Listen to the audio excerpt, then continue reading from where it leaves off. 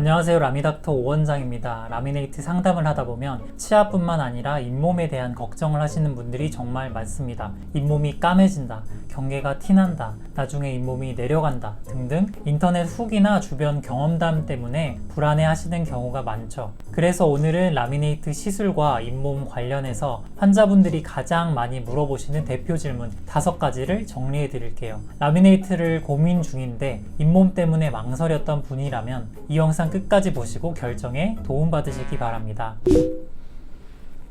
라미네이트를 했다고 해서 잇몸이 까매지는 건 아닙니다. 다만 보철물의 재료나 시술 방식에 따라 일부 환자에서 잇몸 주변이 어둡게 보이는 현상이 생길 수 있습니다. 예전에는 보철물 내부에 금속 프레임이 들어간 경우가 많았고 이 금속이 빛을 통과하지 못해서 잇몸이 회색빛처럼 보이는 경우가 있었죠. 요즘은 대부분 세라믹이나 지르코니아 같은 비금속 재료를 사용하기 때문에 이런 현상은 많이 줄어들었지만 여전히 보철물이 잇몸 깊숙이 들어가거나 접착 경계 부위가 어둡게 보이도록 설계되면 시술 후 시간이 지나며 잇몸이 약간 비쳐 보이는 느낌이 들 수 있습니다. 결국 중요한 건 재료 선택과 보철물의 정밀한 디자인입니다. 잇몸 선에 정확히 맞춰서 경계가 부드럽고 자연스럽게 연결되도록 제작해야 잇몸 변색 같은 문제를 줄일 수 있습니다.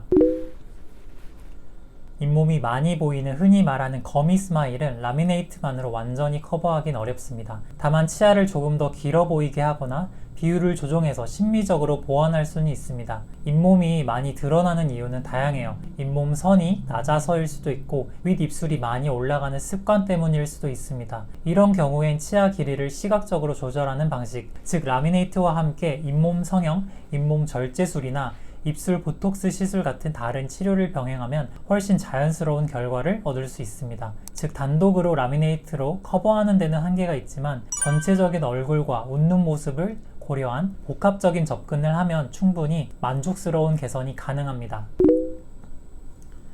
잇몸이 약하신 분들도 라미네이트 시술은 가능합니다. 하지만 일반적인 경우보다 훨씬 더 세심한 주의와 사전 준비가 필요합니다. 잇몸이 약하다는 건 보통 잇몸 염증, 출혈, 치주 질환, 이력이 있다는 의미이고 이 상태에서 라미네이트를 진행하면 자극이 가해져 시술 후 잇몸이 붓거나 피가 나는 등 불편함이 더 클 수 있습니다. 그래서 시술 전에는 반드시 잇몸 상태를 먼저 안정화시키는 게 중요합니다. 치석 제거, 염증 치료, 스케일링 등을 통해 잇몸이 건강한 상태를 유지해야만 보철물에 의한 부작용을 최소화할 수 있어요. 또한 시술 시에는 보철물의 두께, 위치, 접착 경계선 등 잇몸에 자극을 줄 수 있는 요소를 정밀하게 설계해야 하고 잇몸 부분에서 종이장처럼 얇아지는 정밀한 라미네이트를 해야 잇몸을 안전하게 보호할 수 있습니다. 시술 후에는 정기검진과 철저한 위생관리가 필수입니다.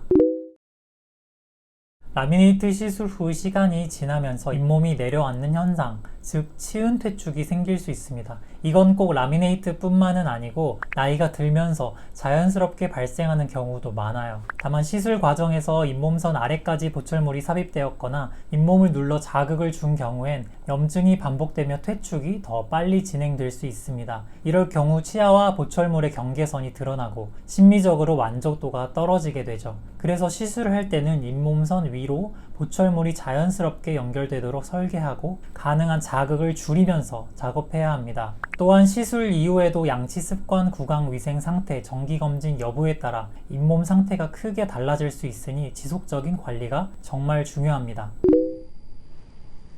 라미네이트의 가장 중요한 심미 포인트 중 하나가 바로 경계선 처리입니다. 티가 나지 않도록 만드는 건 기술력과 정밀함에 달려 있어요. 경계선이 티나는 경우는 보통 보철물 두께가 두껍거나 접착이 정밀하지 않거나 경계가 울퉁불퉁해서 빛 반사가 어색한 경우입니다. 요즘은 디지털 스캔, 3D 디자인, 정밀 기공 등 기술이 좋아져서 잇몸과 치아 사이의 연결이 거의 자연치처럼 보이게 만들 수 있습니다. 하지만 이런 자연스러움은 시술자의 경험과 기공소와의 협업이 잘 맞아야 나옵니다. 따라서 라미네이트를 결정하실 때는 경계가 얼마나 자연스럽게 처리되는지, 보철물이 얼마나 얇고 정밀하게 제작되는지도 꼭 확인하셔야 해요. 라미네이트는 단순히 치아 겉만 예쁘게 만드는 게 아닙니다. 잇몸과의 조화, 건강한 구강 환경 유지가 함께 고려되어야 진짜 오래가고 만족도 높은 결과를 만들 수 있어요. 오늘 영상이 라미네이트를 고민하시는 분들께 잇몸 관련 궁금증을 푸는데 도움이 되셨길 바랍니다. 더 궁금한 점은 댓글로 남겨주시고요.